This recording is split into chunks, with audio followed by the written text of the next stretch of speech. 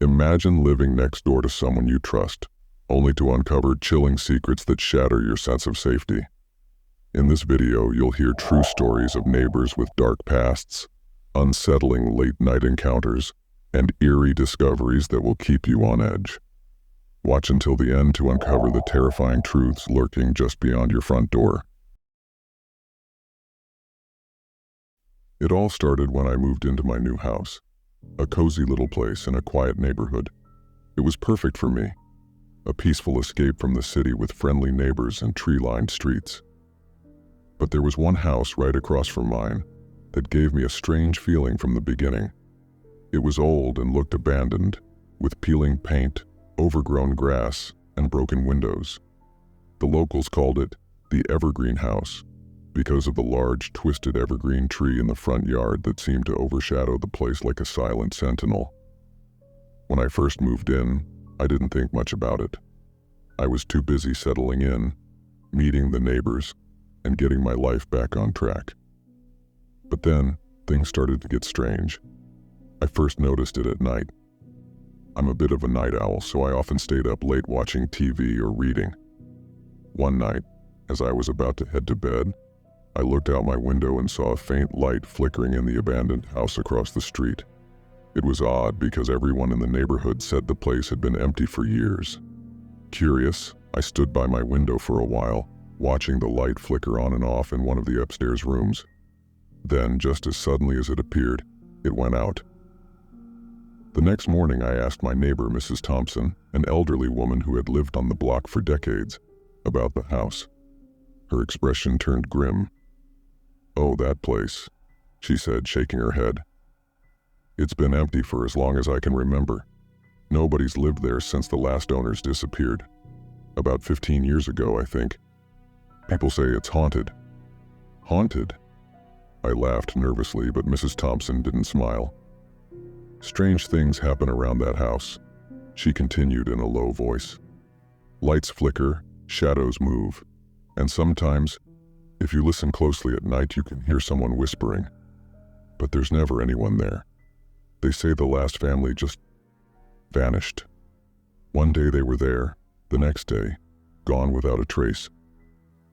I tried to brush off her words as nothing more than local gossip, but they lingered in my mind.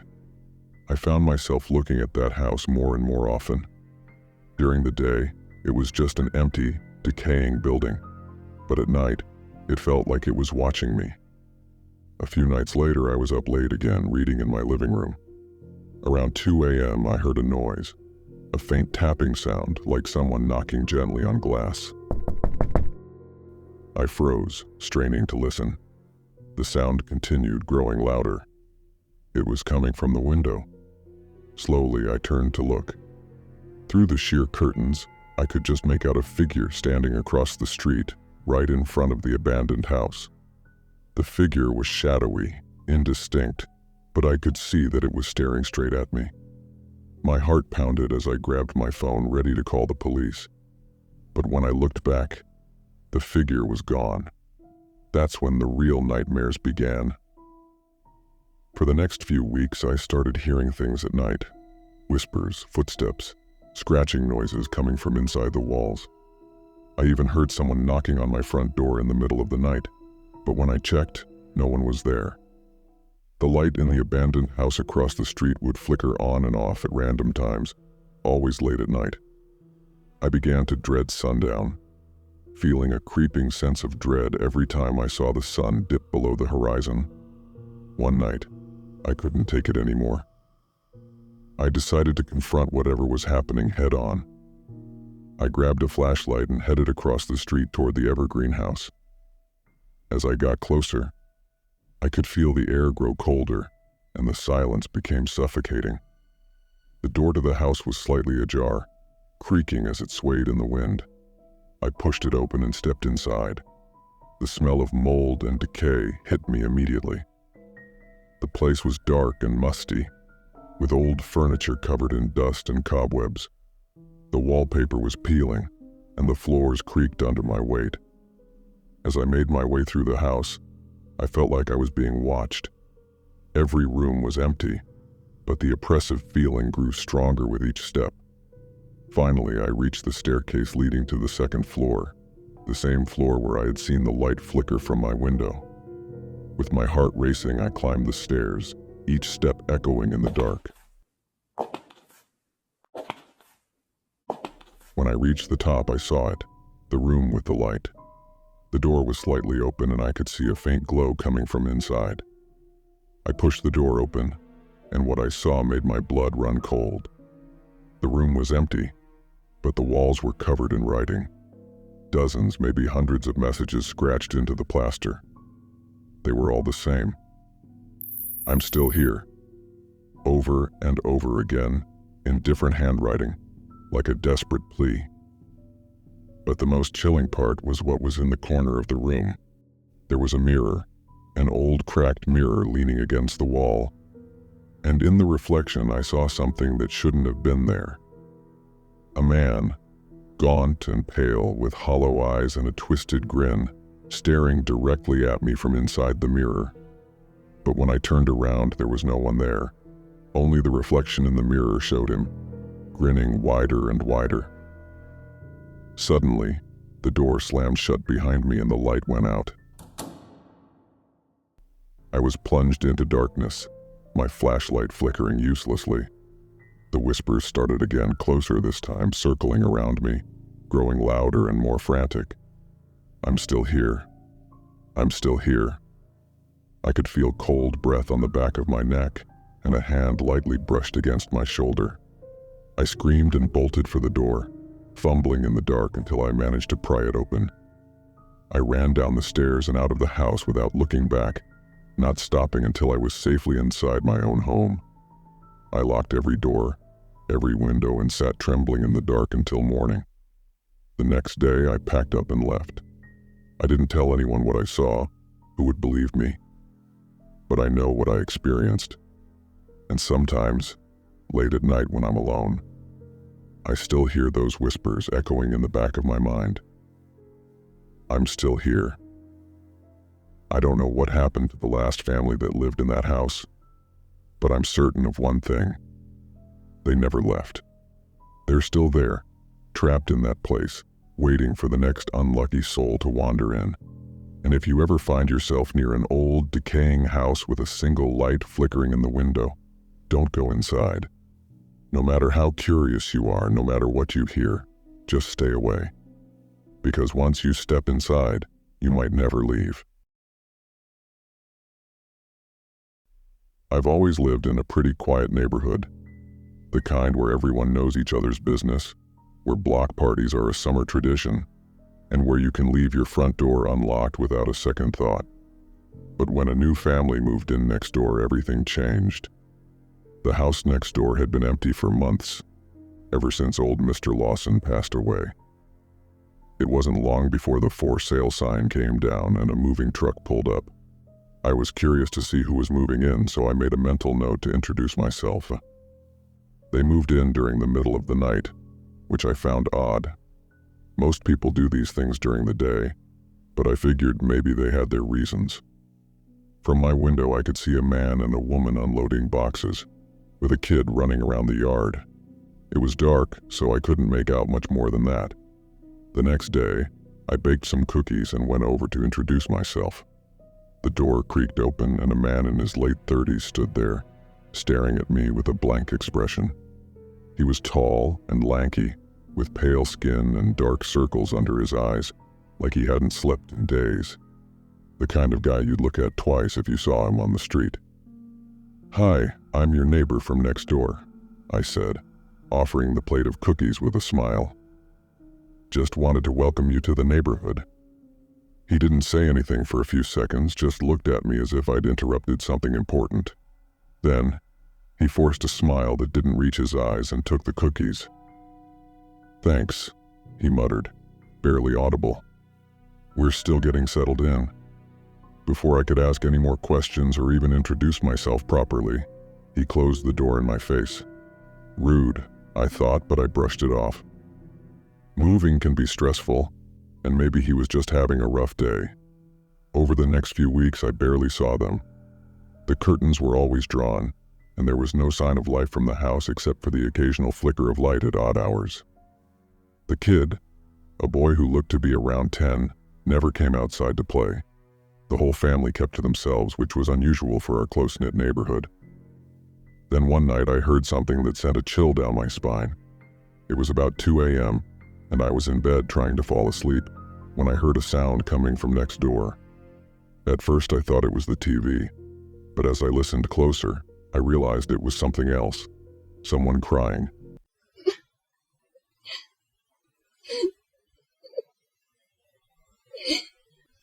It was faint, like it was coming from the basement, but it was definitely a child's voice sobbing softly. Concerned, I got out of bed and went to my window. Their house was dark except for a small light coming from a basement window. The crying continued, getting louder and more desperate. I couldn't shake the feeling that something was very wrong. The next day I tried to catch the man as he was leaving his house, but he brushed me off before I could even ask if everything was okay. His eyes were bloodshot, and there was a nervous twitch in his movements. The way he avoided eye contact made me uneasy. Things only got stranger from there. I started hearing noises at night, faint thuds, muffled voices, and more crying. It was always coming from the basement. My curiosity got the best of me, so one evening, I decided to take a closer look. I walked around to the side of their house and crouched down by the basement window. The glass was dirty, but I could just make out a dimly lit room below. There were shelves lining the walls filled with old tools and what looked like jars of who knows what. But then I saw something that made my heart skip a beat. In the corner of the room, barely visible, was a small figure sitting on the floor, knees pulled up to their chest. It was the boy, the same one I had seen running around the yard that first night. His face was pale and his eyes were wide with fear. He was staring straight ahead at something out of my view, trembling.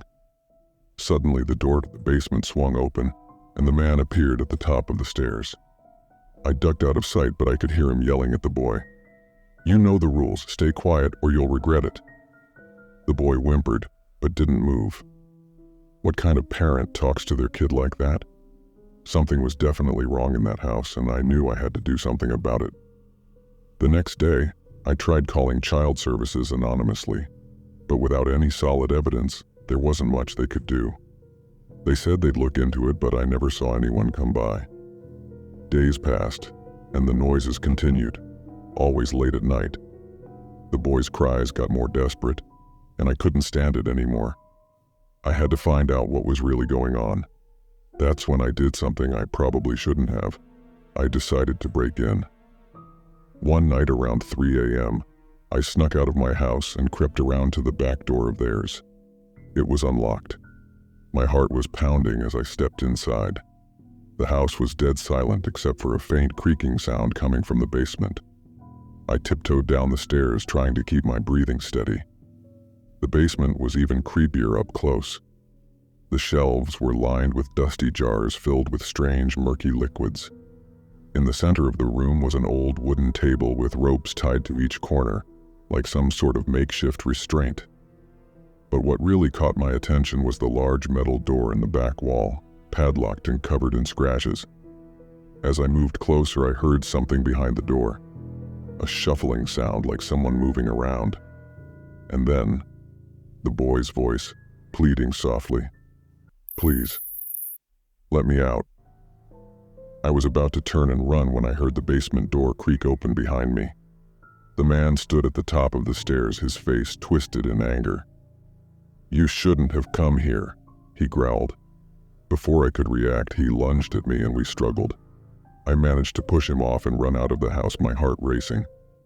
I didn't stop running until I was back in my own home, locking every door behind me. I called the police immediately, breathless and panicked. When they arrived, they searched the house, but what they found was even more horrifying than I could have imagined. The metal door in the basement led to a small hidden room. Inside, they found not only the boy, but also the skeletal remains of 2 other children who had gone missing in the neighborhood years ago. The man was arrested, and the boy was taken into protective custody. It turned out the family wasn't really a family at all. The man had abducted the boy years ago and had been holding him captive, pretending to be his father. The house was boarded up after that, and it's been empty ever since. But sometimes late at night, I still hear the faint echoes of those cries reminding me of the horrors that took place just next door. I'll never forget the terror in that boy's eyes or the feeling of being watched from that dark, twisted basement. I've always been friendly with my neighbors. We weren't exactly best friends, but we knew each other well enough to say hello in the mornings and chat if we bumped into each other. My street was one of those places where everyone looked out for each other, and I always felt safe, until the new neighbor moved in across the street. He was a middle-aged man, maybe in his late 40s, with graying hair and a permanent scowl etched on his face. I first noticed him when I was taking out the trash one morning. He was standing on his porch, staring right at me, but didn't say a word. It wasn't a casual glance either. His eyes bore into me, unblinking. I gave him a polite nod, but he didn't respond, just kept staring as I hurried back inside. I tried to brush it off, telling myself he was just a bit odd, maybe socially awkward. But over the next few weeks, I began to notice his presence more and more. He always seemed to be watching me, whether I was getting into my car, mowing the lawn, or simply sitting on my porch.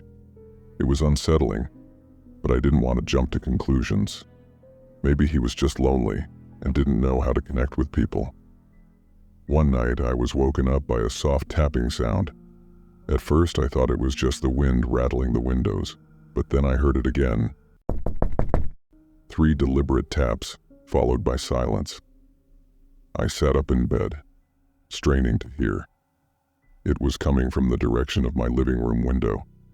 My heart started pounding as I tiptoed out of bed and crept down the hallway.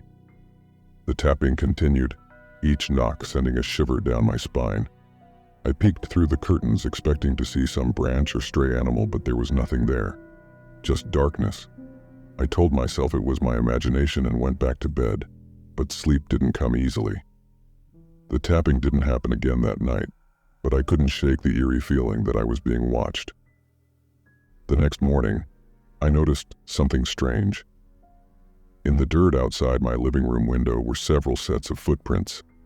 They were large, much larger than my own, and they led right up to the window before disappearing back toward the street. My stomach churned as I realized someone had been standing there in the middle of the night watching me. I immediately thought of the new neighbor.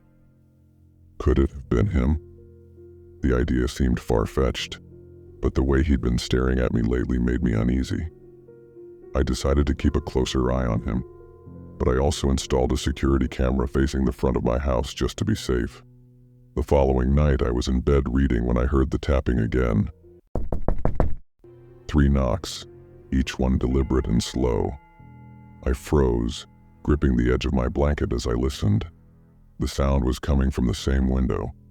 This time I didn't bother looking out. Instead, I grabbed my phone and opened the security camera app. The live feed showed nothing but my quiet, empty front yard. No sign of anyone near the window. I watched the screen for what felt like hours, but the knocking eventually stopped, leaving only the sound of my own racing heart. The next morning, I checked the footage from the camera, but there was nothing unusual. No one approached the window and no movement was detected. But I knew what I'd heard. Someone had been out there and they were messing with me. Determined to get to the bottom of it, I decided to confront my neighbor the next time I saw him. I didn't want to accuse him outright, but I needed to know if he was behind this. That afternoon, I saw him standing in his driveway, staring at my house again, as usual. I took a deep breath and walked over. "Hey," I said, trying to keep my voice steady. "I've been hearing some strange noises at night, tapping on my windows. Have you seen anyone around the neighborhood late at night?" He didn't respond right away, just stared at me with those cold, empty eyes. Finally, he spoke in a low, raspy voice. "You should mind your own business." The hairs on the back of my neck stood up. There was something off about the way he said it, almost like it was a warning. I mumbled a quick goodbye and hurried back to my house, feeling his gaze burning into my back the entire time. That night, I couldn't sleep. Every creak and rustle of the house made me jump. Around 2 a.m., the tapping started again. 3 knocks just like before. I squeezed my eyes shut, trying to convince myself it was just the wind, but deep down, I knew better. Suddenly, my phone buzzed with a notification from the security camera. I grabbed it and opened the app, my hands trembling. The feed showed a shadowy figure standing in my front yard, just outside the range of the porch light. They were facing my house, motionless. I couldn't make out any details, but the shape of the figure sent a jolt of fear through me. It was him, my neighbor. I was sure of it. I watched in horror as he slowly raised his hand and pointed directly at my window, as if he knew I was watching him through the camera. I panicked and called the police, trying to explain the situation as calmly as I could. They said they'd send someone over, but by the time they arrived, the figure was gone. The officers searched the area and knocked on the neighbor's door, but he didn't answer. They told me to keep my doors locked and to call again if anything else happened. For the next few nights, I barely slept, always on edge, waiting for the tapping to start again. But there was nothing. No knocks, no figures in the yard. It was almost like he knew the police had been involved and decided to back off. But then something even more disturbing happened. One evening, I came home from work to find a note slipped under my door. It was a single piece of paper with just 4 words scrawled in messy handwriting. "I'm watching you closely." My stomach dropped. I knew it had to be him. I rushed to the window and peeked outside, but there was no one in sight. I called the police again and showed them the note, but they couldn't do much without proof of who left it. They promised to increase patrols in the area, but I could tell they didn't think it was serious.